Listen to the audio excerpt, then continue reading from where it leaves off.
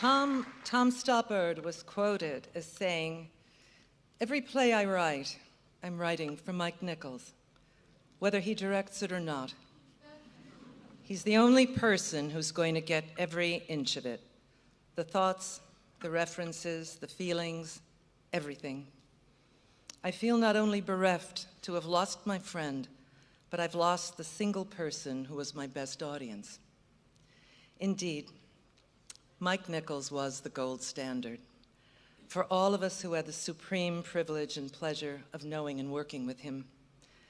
Like Tom, I always felt he was the one person in show business I never could afford to lose touch with. It has been over 35 years since Cynthia and I appeared in The Real Thing, and I can say unreservedly that it was the high point of my career.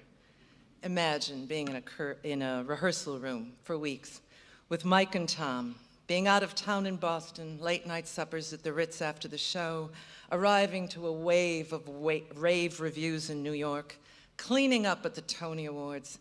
The whole thing felt like a love affair. And I knew that was probably as good as it gets. Call it the Nichols effect.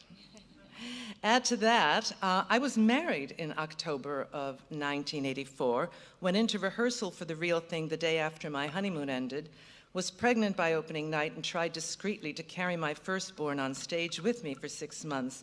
So I came away with a Tony and a baby.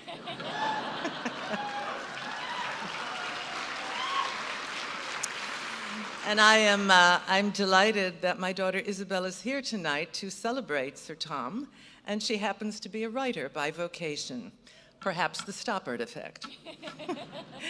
As for Mike, we happily did 2 more plays and a film together, and he remained a beloved friend and that one person whose opinion mattered most to me.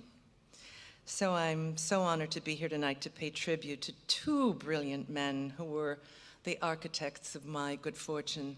And may I just say, Tom, everyone goes on and on about your dazzling wit and intelligence, but I want to add that you are also a supremely graceful and kind human being.